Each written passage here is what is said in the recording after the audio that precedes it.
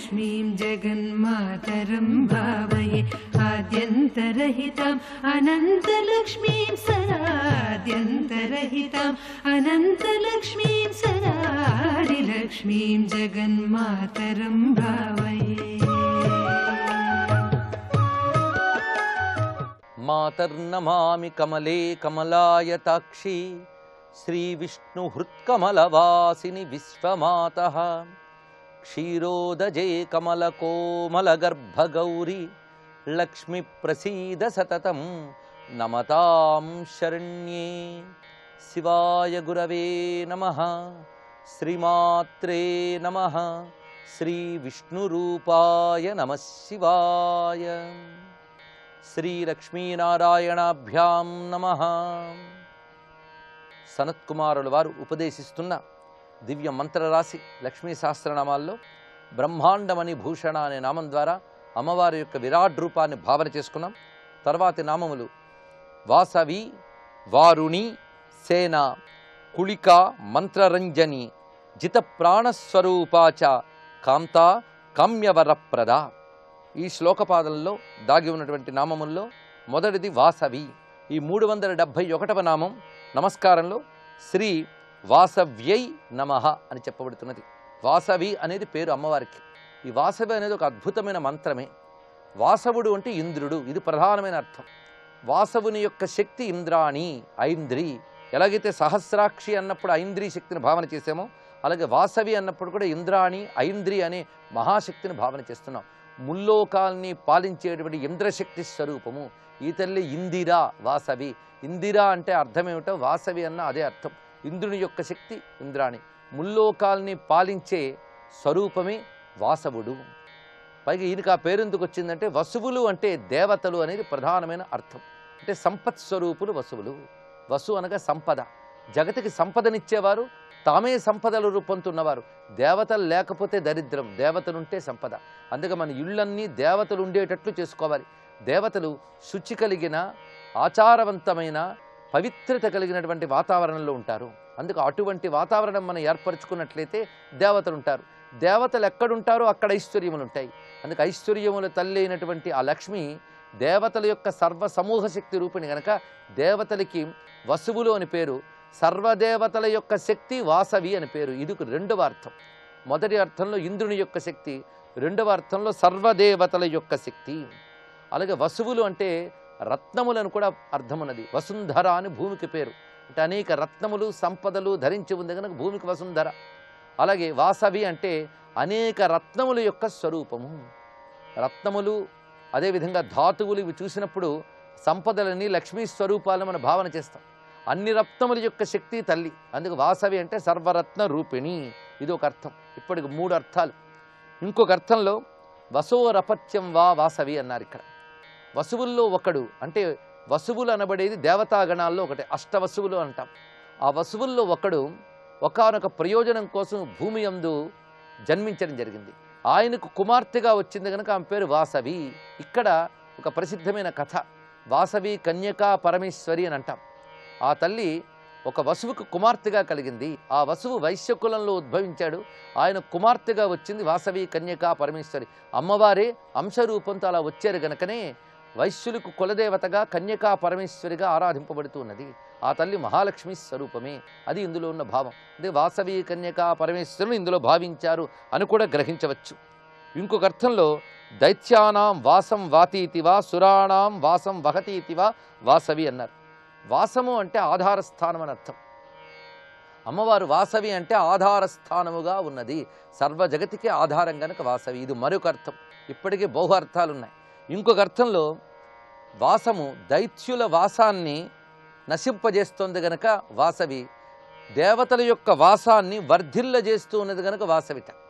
అంటే రాక్షసులకి ఏవి ఆధారముగా ఉన్నాయో వాటిని నశింపజేస్తుంది. రాక్షసులకు ఆధారము అధర్మము, దుర్మార్గము, దౌర్జన్యము. వాటిని నశింపజేస్తుంది గనక వాసవి.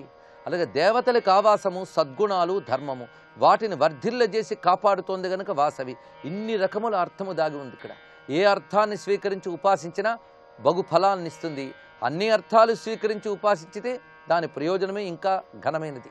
అందుకు శ్రీ వాసవ్యై నమః నమస్కారం చేసుకుని తర్వాతి నామము వారుణి అని చెప్పబడుతున్నది.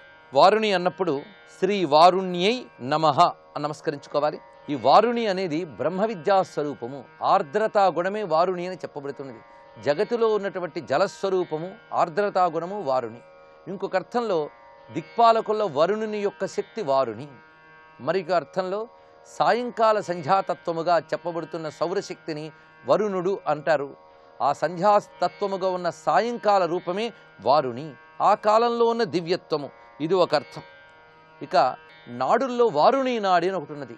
ఈ నాడి వల్లనే మన శరీరమునందు శీతలతా వ్యవస్థ, జల వ్యవస్థ వ్యాపించబడి ఉంటుంది. అలాంటి వారుణి నాడిగా ఉన్నటువంటి తల్లి, అందుకే యోగ శాస్త్రంలో వారుణి ఉన్నది. ఇక బ్రహ్మ విద్యా శాస్త్రమైన తైత్తిరీయంలో అక్కడ వారుణి విద్య, భృగు విద్య అని చెప్పబడుతున్నది. భృగుర్వై వారుణి అని మొదలు పెడుతూ వరుణం పితరముపససాదా అని ప్రారంభించి సైషా భార్గవి విద్య, వారుణి విద్య అన్నారు. ఇక్కడ భార్గవి విద్య, వారుణి విద్య. అందుకే అమ్మవారికి కూడా భార్గవి అని మరికి పేరున్నది. ఆ భృగువు అనబడే బ్రహ్మవేత్త ఉపాసన ద్వారా, విచారణ ద్వారా గ్రహించిన ఏ బ్రహ్మ విద్య ఉన్నదో అదే భార్గవి విద్య, వారుణి విద్య. అలాంటి బ్రహ్మ విద్యా రూపిణి అని అర్థం ఈ వారుణి నామంలో దాగి ఉన్నది. అలాగే నాడీ విశేషంలో చెప్పుకున్నాం, వాయుదేవతకు కూడా వారుణి అని పేరున్నది. అలాంటి వాయుదేవతా రూపముతో ఉన్నది అని గ్రహించుకోవాలి. ఇవన్నీ వైదికమైన దేవతానామములు అని వారుణ్యై నమః నమస్కారం చేసుకుని 373వ నామం సేన. ఇది నమస్కారంలో శ్రీ సేనాయై నమః. సేన అనగా సమూహము, కిరణముల సమూహము సేన అని ఒక అర్థం ఉన్నది. నమస్సేనాన్యే దిశాంచపతయే నమః అనుంది. అక్కడ సేన అనగా కిరణముల సమూహము, సూర్యకిరణ సమూహ శక్తియే సేన. అటువంటి తేజస్వరూపుడు అమ్మవారు, ఇది ఒక అర్థం. ఇంకొక అర్థంలో సుషేణ కనకాంగది అని విష్ణు సహస్రంలో చదువుతున్నాం. మంచి సేన కలవాడంటే నారాయణుడే. ఆ నారాయణుని యొక్క పత్ని గనక సేన అని అర్థం. పైగా సేన అన్నప్పుడు సా ఇనా సేన, యునునితో కూడినది అని అర్థం. యునుడు అంటే ప్రభువు, ఈశ్వరుడు అని అర్థం. ఎప్పుడూ ఈశ్వరునితోనే ఉండే తల్లి కనుక సేన. ఇక్కడ ఈశ్వరుడు ఎవరు? ఈశ్వరునే శరణంబు వేడెదన్ అని చెప్పినట్లుగా ఆ నారాయణుడే ఇక్కడ ఇనుడు అని చెప్పబడుతున్నాడు.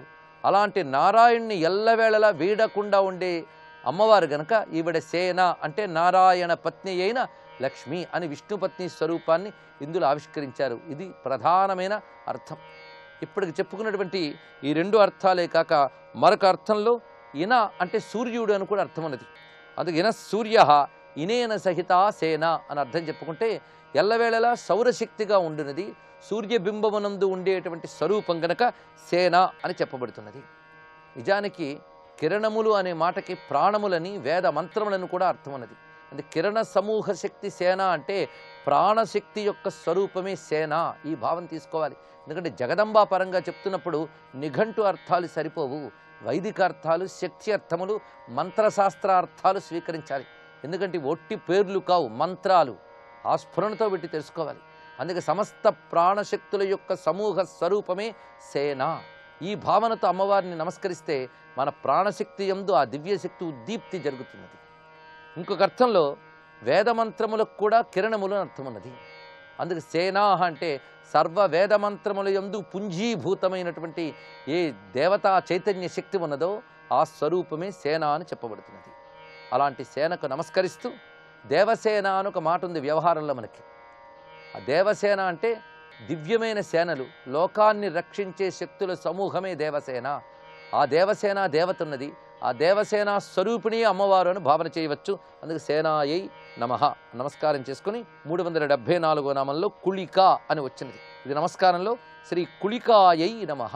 ఈ కుళిక అనేది ఒక చిత్రమైనటువంటి శబ్దం, బహు అర్థాలతో ఉన్నది. కులిక స్యాత్ కులశ్రేష్ఠి అని అమరు కోసం చెప్తూనే ఉన్నది. అంటే ఒక గొప్ప కులములో పుట్టిన గొప్పవారిని కులిక అనాలిట. గొప్ప కులము అంటే గొప్ప జాతి అని అర్థం. అంటే అన్ని విధాల సులక్షణములు కలిగినటువంటి చోట మంచి లక్షణాలతో పుట్టినట్లయితే వాళ్ళని కులిక అనాలి. అది స్త్రీ శబ్దంలో కులిక అని దీర్ఘం వచ్చింది, పుంలింగంలో కులికహ అని వస్తుంది అంతే. అందుకు కులశ్రేష్ఠి కులిక అని చెప్పుకుంటే అమ్మవారికి లక్షణం అన్ని విధాలా సరిపోతున్నది. అమ్మవారు ఎక్కడ పుట్టిందయ్యా అంటే ముందుగా భృగు ప్రజాపతికి సంతానంగా కలిగి భార్గవి అయి లక్ష్మీదేవిగా ఆవిడ నారాయణుని చేపట్టింది. అప్పుడు ప్రజాపతుల యొక్క వంశంలో పుట్టింది కనుక ఉత్తమ కులమే అది, ప్రజాపతుల కులం. అందులో మళ్ళీ సాక్షాత్ జగజ్జనని అలా అవతరించింది కనుక మళ్ళీ శ్రేష్టమైనటువంటి పుట్టుకతో వచ్చింది కనుక కుళిక, ఇది ఒక అర్థం. ఇంకొక అర్థంలో సర్వ జలములకు అధిపతి అయినటువంటి సముద్రుడు, ఆ సాగరునికి కన్యకగా వచ్చింది కనుక ఉత్తమమైన సాగర కులంలో ఉద్భవించింది. సాగరుడు అంటే రత్నాకరుడు, రత్నాకరుడైన సముద్రుని యొక్క మథనం ద్వారా ఉద్భవించిన సాగర కన్యక ఉత్తమ కులంలో ఉత్తమంగా జన్మించింది కనుక కుళిక. ఈ రెండు అర్థాలు ఇక్కడ వ్యవహరింపబడుతున్నాయి. కుళిక అంటేనే రత్నం అని అర్థం. జాతి రత్నము అంటాం, అక్కడ జాతి అనే శబ్దానికి కుల శబ్దానికి ఇదే అర్థం. అందుకే జాతి రత్నము అంటే శ్రేష్టమైన రత్నం అని అర్థం. కానీ కుళిక అంటే గొప్ప రత్నం అంటే అమ్మవారు. ఒక సమూహంలో గొప్పగా ఉన్నప్పుడు కుళిక అని చెప్పాలి, అది ప్రత్యేకంగా చెప్పేటప్పుడు. అదే స్త్రీ సమూహంలో రత్నంగా అమ్మవారు ఉన్నారు కనుక సమస్త దేవతా స్త్రీలకు కూడా ఒక రత్నముగా శ్రేష్టముగా ఉన్నది కనుక స్త్రీరత్నము అనే అర్థాన్ని ఇక్కడ స్వీకరించి ఇన్ని భావాలతో కుళికా రూపిణిగా ఉన్న జగదంబకు నమస్కరిస్తూ సర్వం శ్రీమాతృ చరణారవిందార్పణమస్తు.